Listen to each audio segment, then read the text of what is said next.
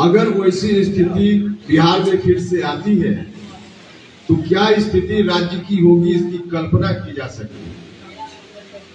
क्या स्थिति थी 2005 के पहले राज्य की। नीतीश कुमार जी ने फैसला ले लिया कि जो लोग जिम्मेवार थे 2005 के पहले की स्थिति के लिए, उन्हीं के हाथों में जाते जाते बिहार को सौंप कर जाएंगे। भाइयों और मित्रों, अलग राजनीतिक दल होने के कारण राष्ट्रीय जनता दल की ओर से यह कोशिश होती तो यह स्वाभाविक कोशिश थी, लेकिन नीतीश जी ने ऐसा फैसला ले लिया।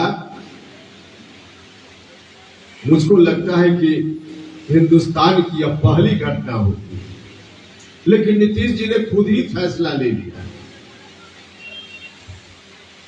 2005 के पहले जब समता पार्टी बनी थी, जिस संघर्ष में हम सब लोग गए थे नीतीश जी के नेतृत्व में, उस वक्त भी दिन को दिन हम लोग नहीं समझते थे, रात को रात नहीं समझते थे। लगातार 10-12 साल तक मेहनत हुई और तब उस दौर से बाहर निकालने के लिए नीतीश जी के ऊपर बिहार की जनता ने भरोसा किया। उन दिनों भी बिहार के लोगों ने कभी ऐसा नहीं सोचा होगा कि नीतीश कुमार जी सत्ता में रहेंगे, तब तक तो ठीक है, लेकिन सत्ता से खुद जब बाहर जाने की बात होगी तब उन्हीं आरजेडी वालों के हाथ में बिहार को सौंप देंगे नीतीश जी। यह कभी उस वक्त भी लोगों ने नहीं सोचा। हम आपसे यही आग्रह करने आए कि अब इस बिहार को वहां जाने से बचाने का काम करें। अभी आधा अधूरा शासन में आरजेडी के लोग हैं, पूरे तौर पे नहीं, आधा अधूरा है। तब बिहार की क्या दुर्दशा हो रही है। प्रदेश में लॉ एंड ऑर्डर नाम की कोई चीज नहीं है। कानून व्यवस्था पूरे तौर पे ध्वस्त है। हर जगह हत्या, लूट, महिलाओं के साथ, छोटी बच्चियों के साथ बलात्कार की घटनाएं। एक तरह से कहिए तो बिहार में फिर से जंगल राज 2 की आहट आने लगी। हम आपसे इतना ही आग्रह करने आए हैं कि बिहार को वहां जाने से बचाने का काम करना है। हमने तो बहुत प्रयास किया, जनता दल यूनाइटेड में सब कुछ न्यौछावर करके हम लोग गए थे। आज राष्ट्रीय लोक जनता दल की हम बात करने आए हैं, तब राष्ट्रीय लोक समता पार्टी हुआ करती थी। राष्ट्रीय लोक समता पार्टी के रूप में जितनी राजनीतिक ताकत बिहार के लोगों ने मुझको दी थी, हमने अपना पूरा न्यौछावर करके, सब कुछ कुर्बान करके नीतीश जी के नेतृत्व में होना स्वीकार किया था।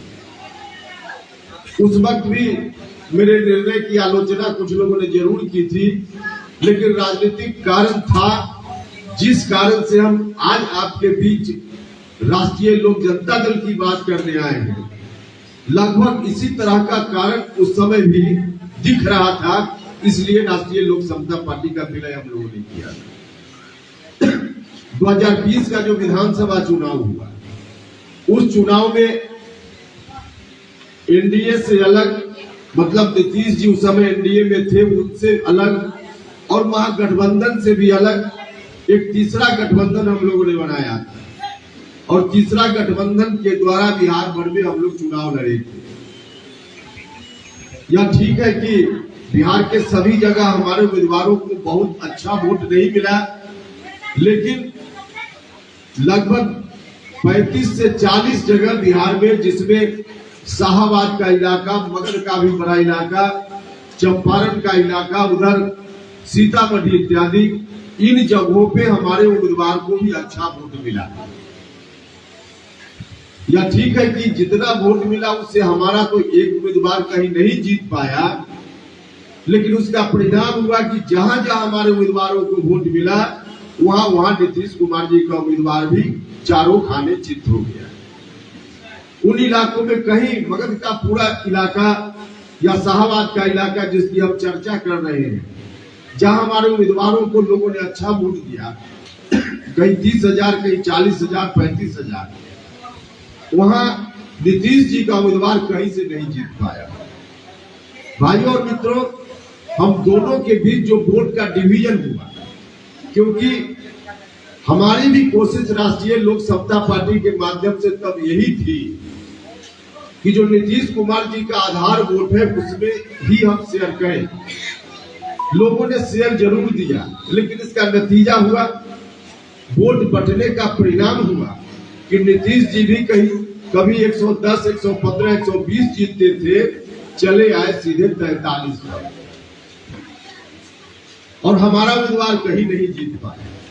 जो लोग राष्ट्रीय लोक समता पार्टी की बात करते हैं, गांव में लोग पूछते होंगे कि क्यों उस समय राष्ट्रीय लोक समता पार्टी का विलय कर दिया, उनको बताइएगा कि जब राष्ट्रीय लोक समता पार्टी अलग गठबंधन बनाकर चुनाव में आई थी, तो बहुत बड़ी अपेक्षा हमारी नहीं थी कि हमारा कोई उम्मीदवार 50 जगह 100 जगह जीत जाएगा, हमारा एमएलए उतना हो जाएगा।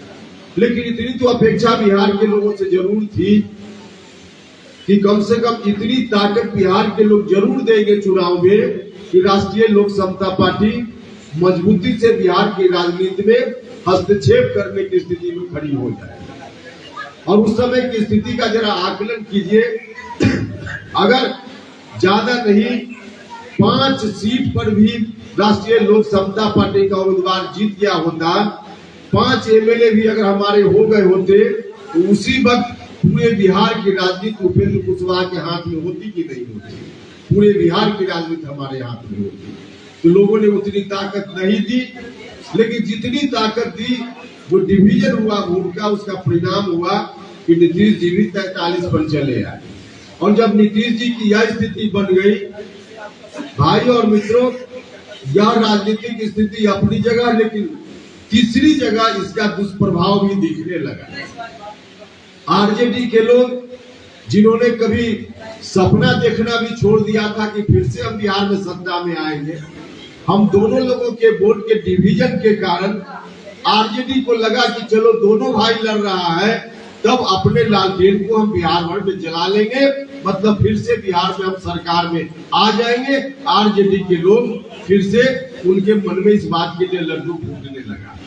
और तब हमको लगा, हमने अपने साथियों के साथ बैठकर विमर्श किया कि अब ऐसी स्थिति में हम ही लोगों के कारण अगर आरजेडी के लोग सत्ता में आ जाते हैं, तब तो यह बिहार के साथ न्याय नहीं होगा। इसलिए हम लोगों ने फैसला लिया, और उसी वक्त नीतीश कुमार जी की ओर से जो पहल हुई, उन्होंने सीधे कहा नीतीश जी ने कि उपेंद्र कुशवाहा जी, अलग से पार्टी चलाने की क्या जरूरत है, राष्ट्रीय लोक समता पार्टी आप चला रहे हैं, जनता दल यूनाइटेड भी आप ही की बनाई हुई पार्टी, आइए इसी पार्टी को चलाइए, हमको आगे नहीं रहना है, आप आइए और इस पार्टी को चलाइए। वाकई उनकी बातों पर हम लोगों ने इसलिए भरोसा किया कि जनता दल यूनाइटेड सच में जिन लोगों ने, कुछ लोगों ने मिलकर बनाया था, उसमें उपेंद्र कुशवाहा का भी एक नाम था। उस वक्त भी बड़ी मेहनत से उस पार्टी को हमने बनाया, तो मुझको एहसास था यह पार्टी भी अपनी पार्टी है, क्योंकि हमने भी अपना खून पसीना देकर इस पार्टी का निर्माण किया, समता पार्टी से लेकर। और 2005 में जब नीतीश कुमार जी बिहार के मुख्यमंत्री बने, लगातार हम लोगों ने मिलकर, तो हम लोग इन्हीं कारणों से अपनी राष्ट्रीय लोक समता पार्टी का हमने विलय कर दिया।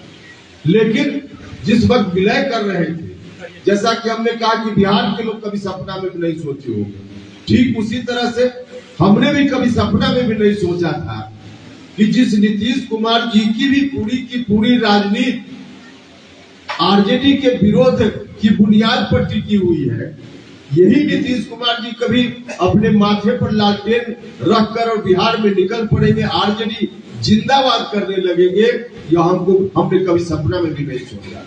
लेकिन हुआ यही, कुछ ही दिनों के बाद नीतीश जी ने एक तरफा फैसला सुना दिया, घोषणा कर दी कि अगला नेतृत्व बिहार का आरजेडी के राजकुमार तेजस्वी यादव करेंगे। तब हम लोगों का कान खड़ा हो गया। तब हम लोगों ने सोचा कि अब तो फिर से वही बिहार पहुंच जाएगा जहां से बिहार को बाहर लाने में बिहार भर के लोगों ने कुर्बानी दी थी। नीतीश जी को समझाने का बहुत प्रयास किया पार्टी में रहते हुए। हमने कहा नीतीश जी से कि नीतीश जी, आपकी जो यह घोषणा है यह कहीं से उचित नहीं है, इससे जनता दल यूनाइटेड का बहुत बड़ा नुकसान हो जाए।